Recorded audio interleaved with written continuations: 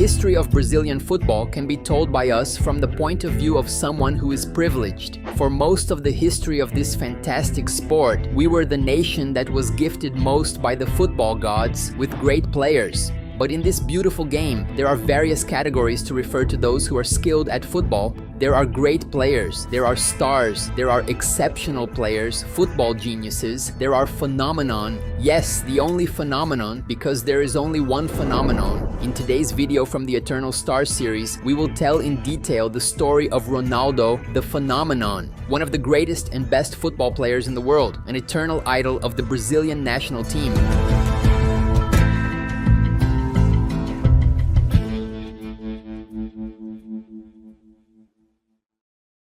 Chapter 1. Getting Started.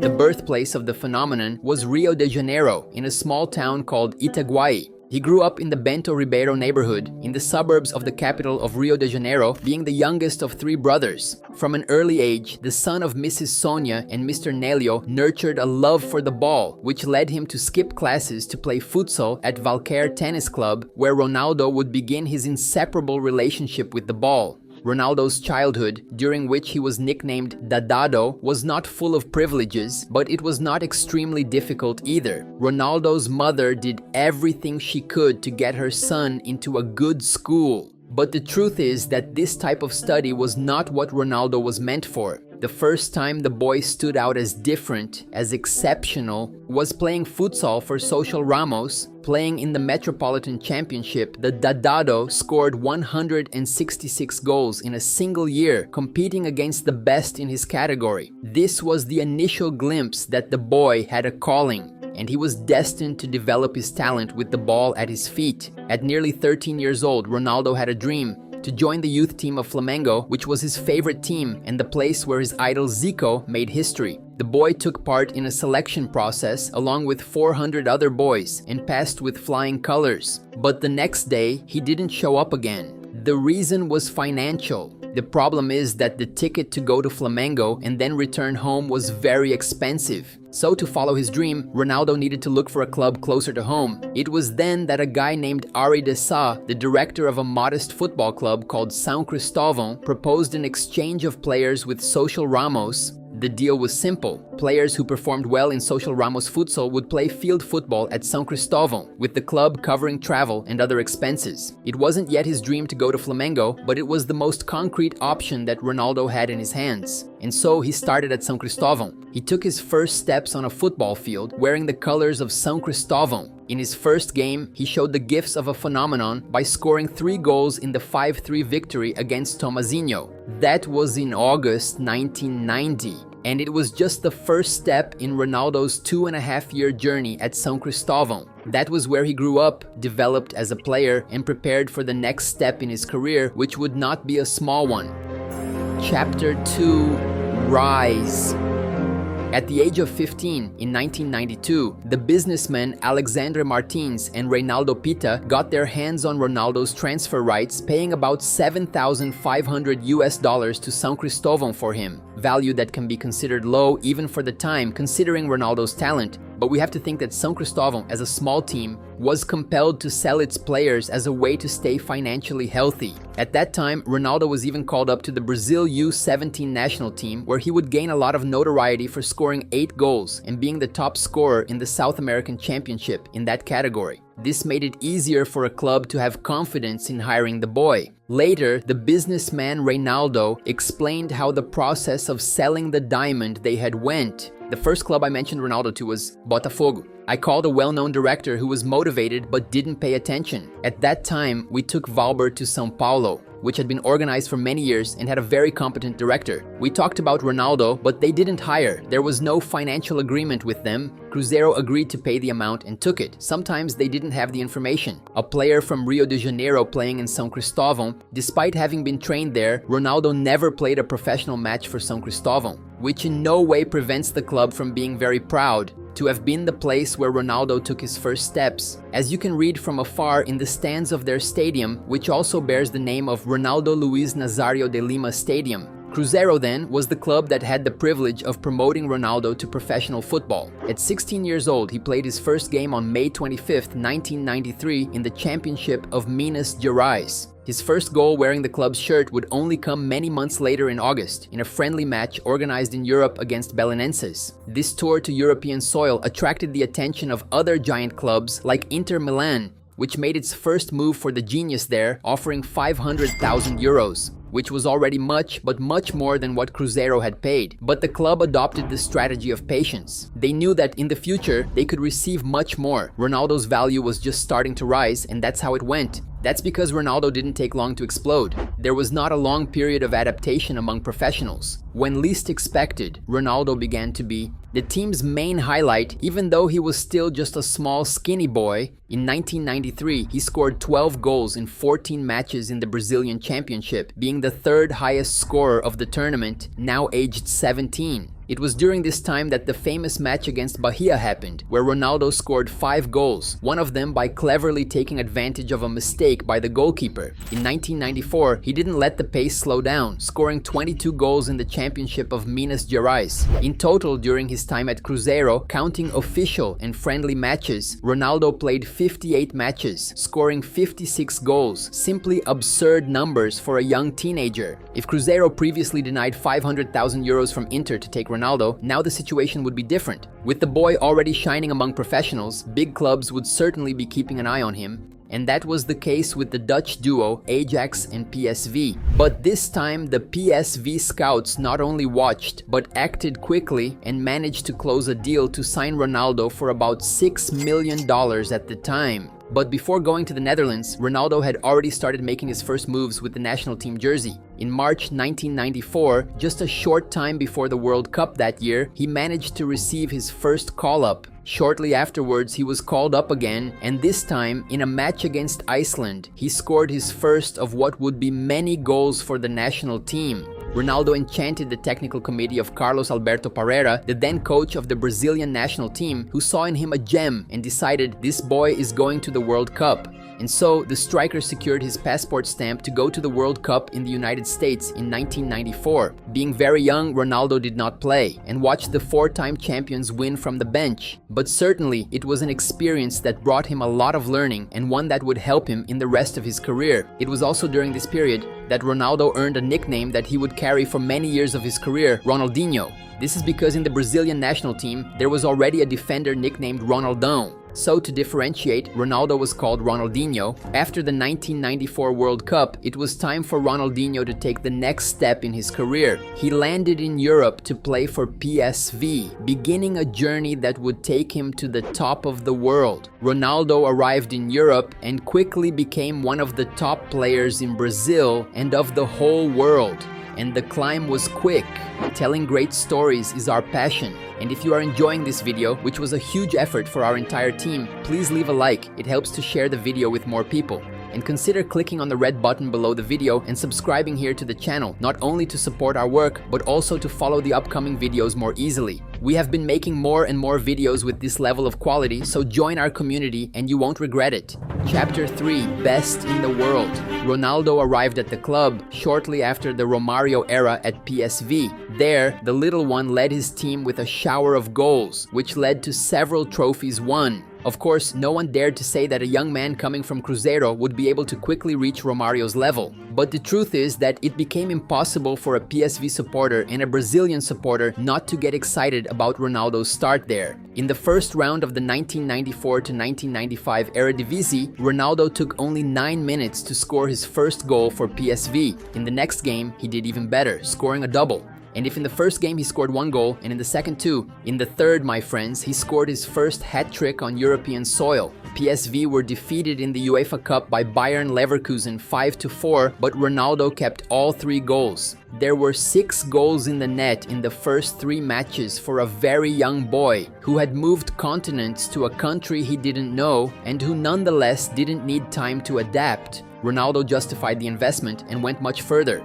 This meteoric start explains a lot, like how impressed PSV's assistant coach at the time, Ernie Brandts, was when he saw Ronaldo play for the first time a year before the transfer to PSV. In 1993, I spent 1 month in Brazil and saw Ronaldo train and play. He was so physically strong, aggressive, had incredible acceleration, accurate shooting. He was from another planet. I immediately doubted his age. So good at 16 years old. That was impossible. But it wasn't impossible, not for a football genius. In the Dutch League of 1994-95, PSV did not even come close to winning the title and finished 14 points behind Ajax. But it was not due to a lack of performance by Ronaldo Phenomenon, who scored 30 goals in that edition of the tournament, clearly leading as the top scorer with 12 goals more than the second place. Ronaldo would not win the Dutch title for PSV because he was competing against a historic Ajax team. But the following season, he won his first title with the Eindhoven team, taking home a Dutch Cup. In the Dutch League of 1995-96, Ronaldo didn't even come close to the 30 goals he had scored in the previous season. But it wasn't his game's fault. It was in this season that Ronaldo began to deal with an issue that would haunt him for the rest of his career: his knees. He had tendinitis in both, needed to go through surgery, and missed a great part of that season. 1995-96 ended up being the second and last season of Ronaldinho at PSV, because even with physical problems and being sidelined by injury, he had astonishing numbers that caught the attention of bigger clubs. After all, wearing the PSV shirt, he played 57 games and scored 54 goals. A brutal average, especially for a boy. It was impossible that he would not soon receive an offer from a huge club.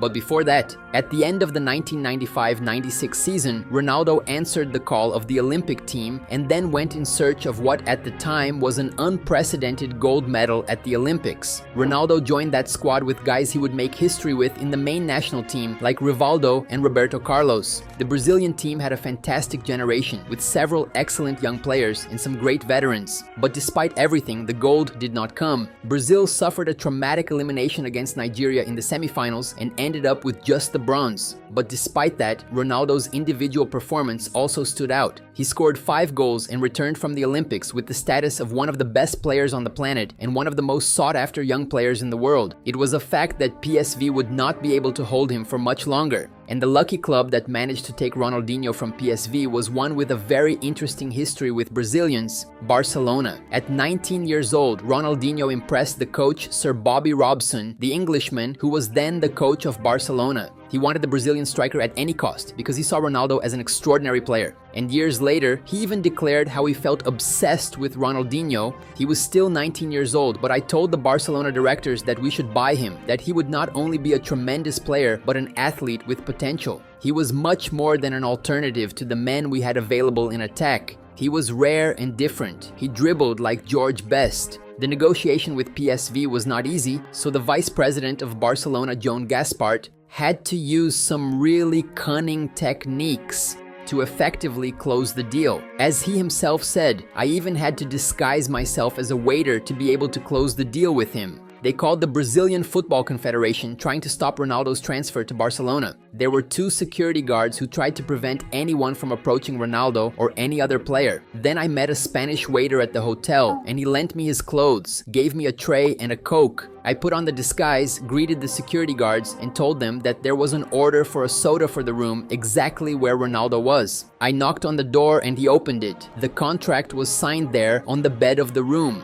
And that's how, with their vice president disguised as a waiter, Barcelona secured the signing of the greatest jewel in world football at the time. In 1996-97, Ronaldo would play at Camp Nou in a $20 million transfer, which at the time was a world record. Ronaldo, nearly 20 years old, was going to his 3rd professional club in his career, and it would be there where he would truly make his mark. At Barcelona, Ronaldo went from being a super promising youngster to a complete monster. His dribbling, sprinting, and finishing made him look like an adult playing against children. A perfect example of this was one of the many goals he scored that season, which became legendary. In a match against Compostela, where Ronaldinho receives the ball very far from the goal, he takes off and dribbles past the entire opposing team. While he was pulled by his shirt a few times, he not only didn't fall, he went to the area and put the ball in the net. This goal, scored in the first part of the season, helped to prove it. Ronaldo was the best player on the planet.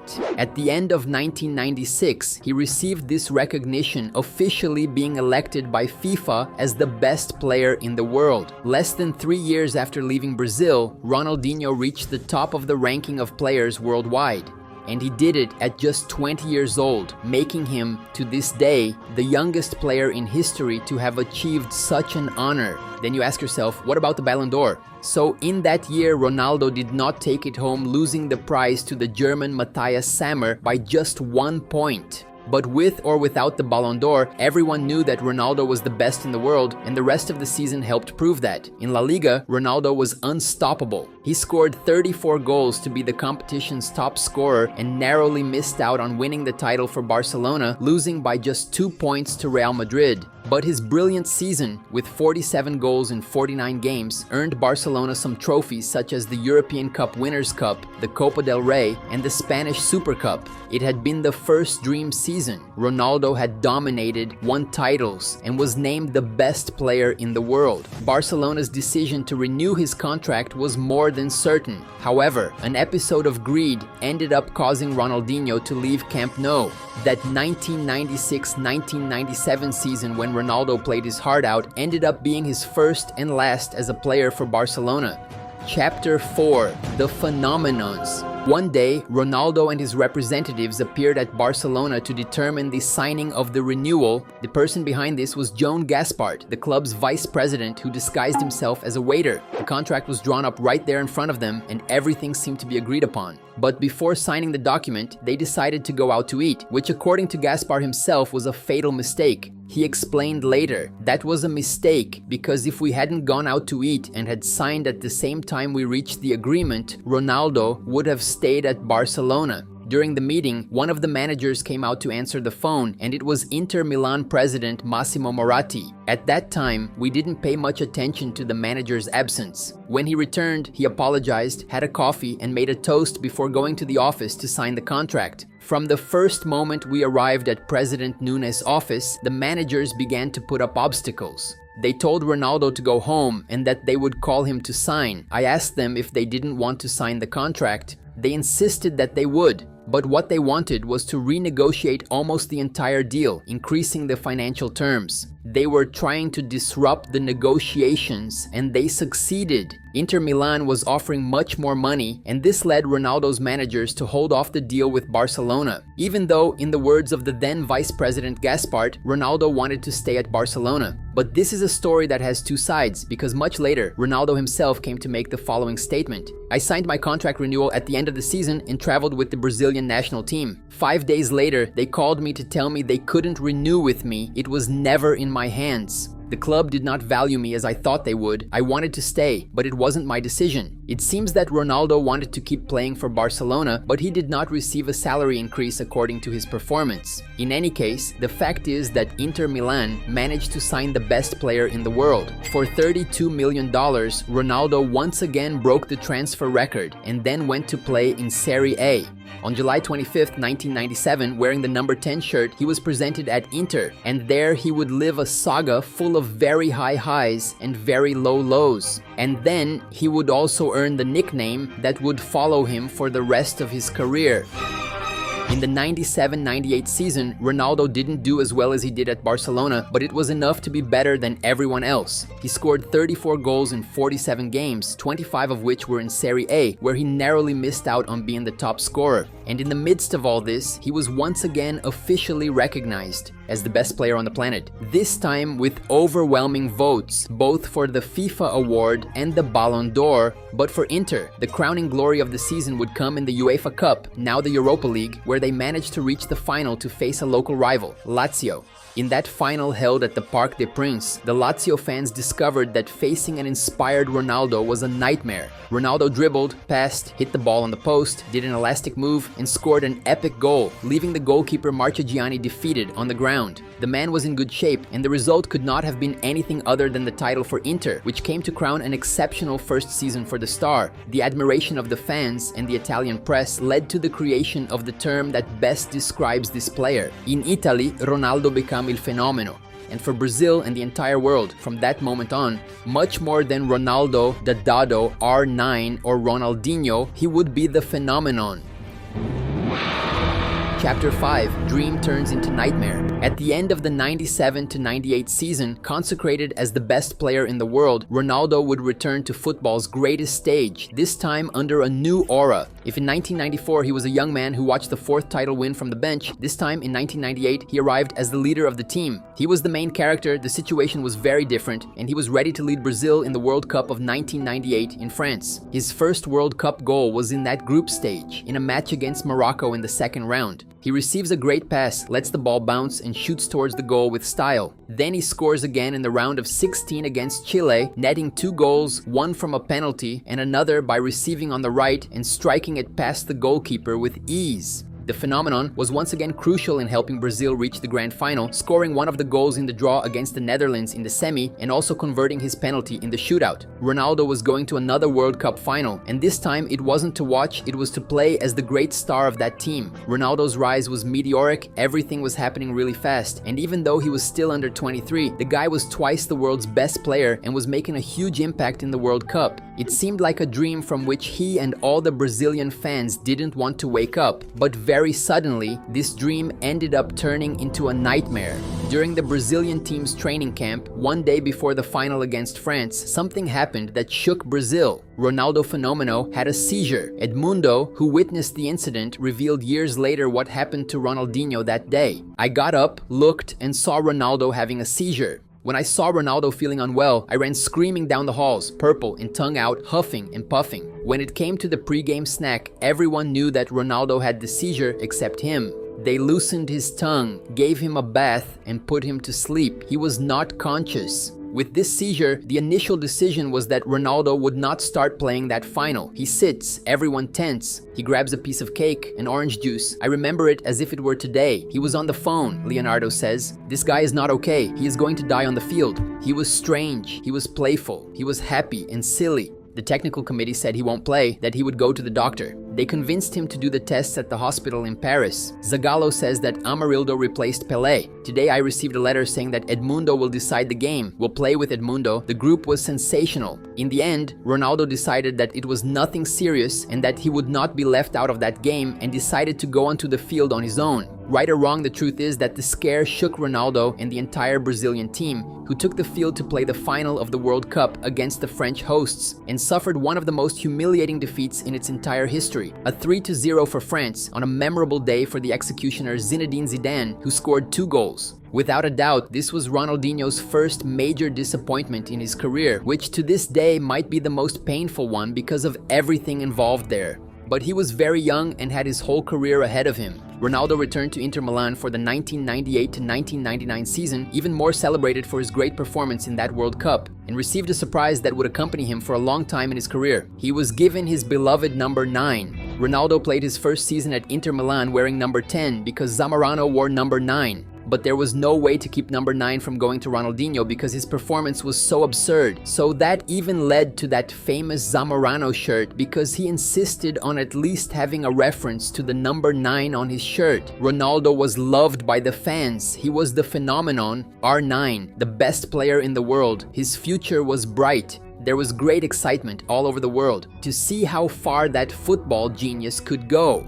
What was so special about Ronaldo as a number 9 was that he was a player who went far beyond his peers in his class. He was not just a lethal penalty area player when it came to finishing, but he also had an unreal ability to leave the area, dribble, build the game, and destroy lines using one of its main features, which was the explosion. Ronaldo was a player with very flexible joints, which allowed him to perform dribbles that were almost impossible for most players to replicate. And besides that, he was capable of starting and reaching his top speed in the blink of an eye. This amazing burst is one of the main reasons why Ronaldo has so many goals dribbling past the goalkeeper. Because he was so fast and so skilled at breaking the last line, he could easily get in front of the goalkeeper one-on-one. Ronaldo was not just a genius, but was also born with physical attributes worthy of a generational athlete. He was spectacular, very different. But surprisingly, his own body ended up being the factor that held back his exceptional progress a bit. Unfortunately for all the fans of the beautiful game, it soon became clear that those knee problems Ronaldo had, even during his time at PSV, they were not just something temporary.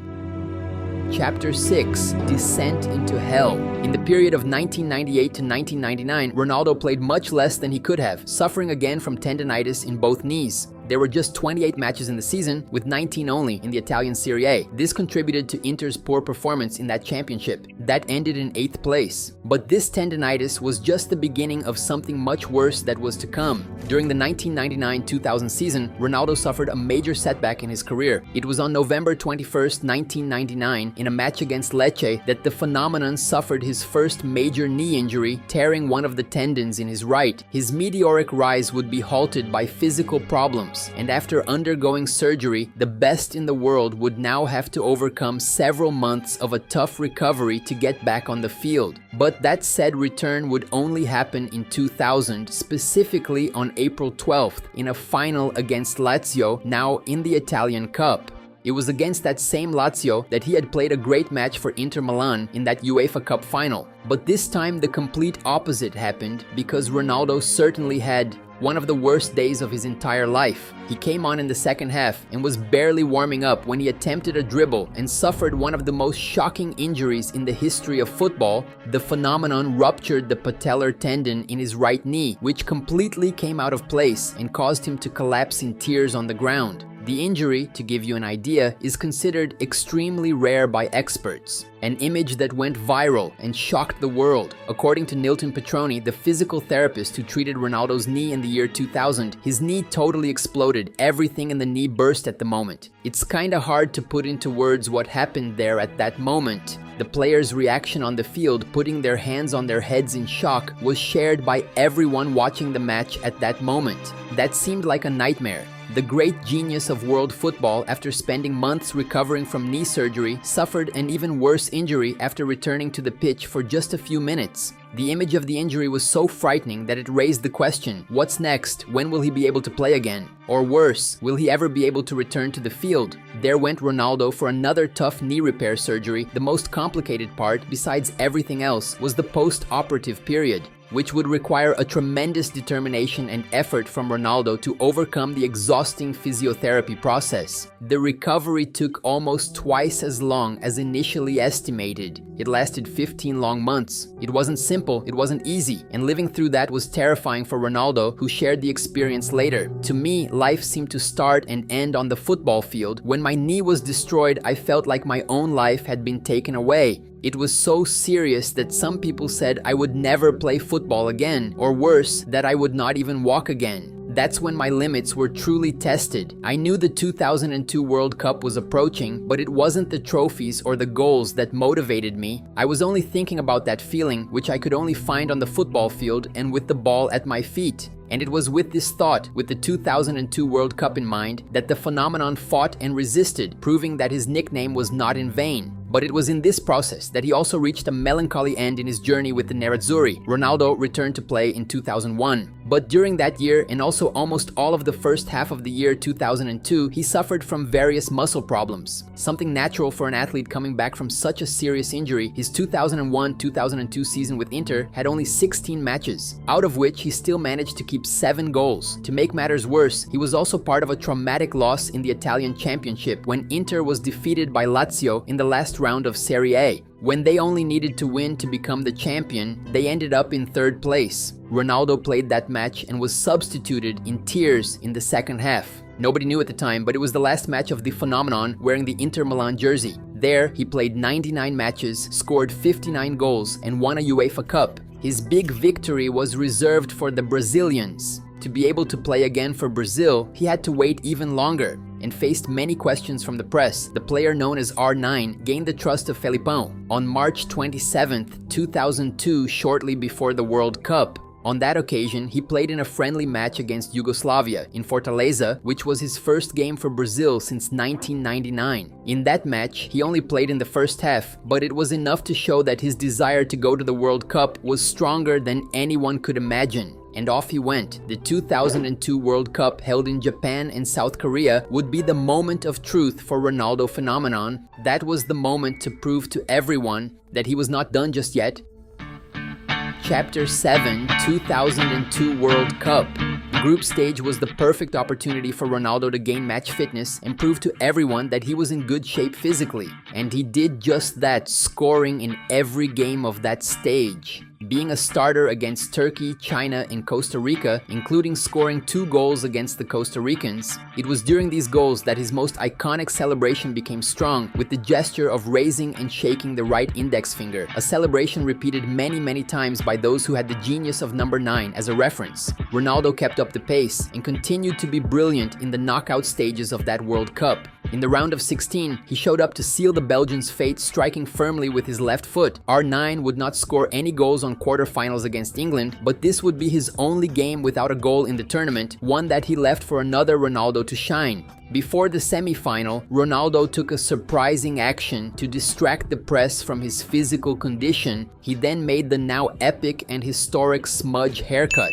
The image that became the symbol and established mark of the phenomenon's comeback in that World Cup. With his new haircut, he scored the goal for the tough qualification against Turkey in the semi-final, striking with a toe poke, and thus, once again in his 3rd World Cup participation, Ronaldo was going to the big tournament final, but now in a much more iconic way than before. In 1994, he was a boy who sat on the bench. In 1998, he had an amazing phase, but saw his dream turn into a complete nightmare. But now, the emotional burden was completely different. Ronaldo had exceeded all predictions, all expectations, and all doubts. He had overcome terrible injuries, endless months of physiotherapy, and the fear of not being able to play again. Ronaldo redefined the meaning of making a comeback, and the crowning of all this would come in that game. In that final against Germany at the International Stadium Yokohama, Japan on the 30th of June 2002. Ronaldo took the field inspired, scored twice against the Germans, and secured the 5th World Cup for the Brazilian team. And he made history in football, writing one of the most beautiful stories this century-old sport has ever seen. For those who doubted if Ronaldo could play, they ended up watching his 8 goals in the World Cup that made him the tournament's top scorer and champion. Even though the best player of that World Cup was chosen as Oliver Kahn, it doesn't change the fact that Ronaldo's achievements were historic. And there is no better phrase to describe this journey than the one written by the writer, Luis Fernando Verissimo. Ronaldo followed the classic path of the mythological hero who descends into hell and returns to rewrite history. He is the first real mortal to travel back in time to correct his own biography. Chapter 8, Final Chapters in Europe. Ronaldo returned to Inter with a completely different status than when he had left for the national team. But even though he spent his last few years almost exclusively recovering from injury, he did not want to stay in Italy, not even to rewrite his history with Inter. Whether due to personal issues with the coach at the time, Hector Cooper, or financial reasons, Ronaldo ended up pushing for a transfer and thus concluded his time in Italy. There's a rumor that Ronaldo intended to return to Barcelona, but back then the club wasn't doing well financially, and they weren't able to make the necessary financial contribution to hire the comrade. Keeping an eye on this case, Real Madrid, which had been assembling a team known as the Galacticos, did not miss the opportunity to bring in another star. After a brilliant World Cup, Ronaldo then transferred to Madrid for about 45 million euros, and very shortly after, at the end of the year, he was recognized once again for his spectacular achievement. The football world once again yielded to the phenomenon, and the genius was once more voted the best player in the world by FIFA, and also won the France Football Ballon d'Or. So Ronaldo enthusiastically continued his story as a Real Madrid player. But overall, despite having some great moments, the truth is that the context as a whole prevented this period of the phenomenon there from being more successful. Ronaldo was once the top scorer in a season of La Liga in 2003 to 2004 and scored 104 goals in 177 matches for Real Madrid, won La Liga twice, a Spanish Super Cup, and a Club World Cup.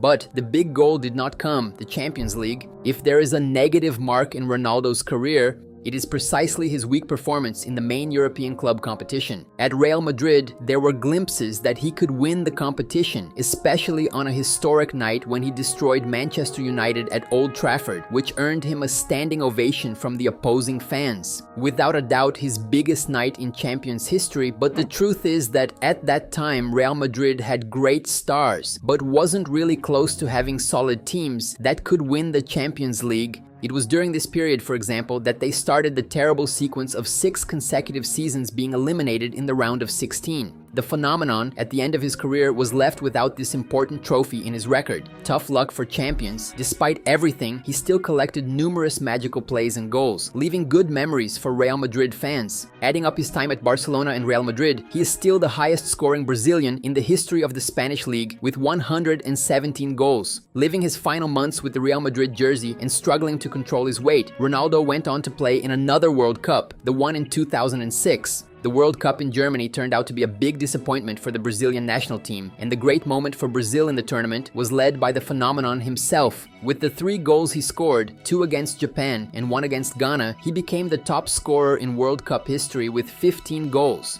A record that nowadays he no longer holds. His last game in World Cup history was the early elimination in the quarterfinals against France. The return to Real Madrid in the 2006-2007 season would culminate in the end of his cycle midway through the season. Ronaldo began to be heavily criticized for an alleged lack of commitment because of being overweight, and eventually the situation became unsustainable. In the winter transfer window in January, the phenomenon negotiated a contract termination with Real Madrid using money from his own pocket and ended up deciding on a new destination. The rival of his former club in Italy, Ronaldo would return to the land of pizza to sign with Milan. Upon leaving Real Madrid, he thanked the fans and everyone at the club except one person, his coach at the time, Fabio Capello. In a bid to regain his top form, Ronaldo returned to Italian football with excitement. He played 14 matches and scored 7 goals in the remaining months of the 2006-2007 season, and watched from afar as Milan won the Champions League. He couldn't participate due to the rules at the time, since he had played in the Champions League for Real Madrid. In the following season came the blow that put an end to the phenomenon's journey through Europe. Again on Italian soil, his knee could not hold up. In a match against Livorno, he tore the ligaments in his knee, underwent another surgery, and was out of action for the rest of the 2007-2008 season. At the end of it, and having played only 20 games for the club, the contract with Milan was ending and they decided not to renew. Ronaldo was having physical issues, trouble maintaining his weight. He was recovering from a new ligament injury in his knee and was without a club. It seemed like the end, but it really wasn't. Chapter 9: Ronaldo Forever. In 2008, Ronaldo returned to Brazil to recover from another knee injury. On the occasion, he had the doors open from Flamengo and stayed training at the club, recovering there for many months. With this, there was a lot of expectation among Flamengo fans that Ronaldo could sign the contract and become a new player for the club. After all, everyone knew that Ronaldo had been a Flamengo fan since he was a little kid. But in the end, that didn't happen. According to what Ronaldo himself explained later, for me, it was the same disappointment as for Flamengo fans. It was also sad because I've been a Flamengo fan since I was very little. I also had this certainty of playing for Flamengo. I was a die-hard Flamengo fan and spent 4 months training in Gavia with the professional team. I was absolutely sure that the management would propose something to me at some point, but they did nothing. But if Flamengo made this mistake, Corinthians would not do the same. According to Ronaldo, then president of the team, André Sanchez was very clear in his desire to hire the phenomenon. One day, I went to an awards event at a hotel in Rio de Janeiro and bumped into Andrés from Corinthians. The next day, I met Andrés in the same place. He had a napkin and a pen and said to me, "Let's close this deal right away." I wanted to play, and that's how it happened. On December 9th, 2008, Ronaldo was officially presented as a player for Corinthians, where he would live the final stage of his career as a football player. He was a Ronaldo with problems, but still he was Ronaldo. Everyone knew that if he managed to play even a quarter of what he did at his peak, it would already be enough to shine in Brazil. And so it was. Initially, he went through a period of physical preparation to get in shape and fully recover from the knee injury. It was only on March 4th, 2009 that Ronaldo returned to the field in a match against Itumbiara for the Brazilian Cup.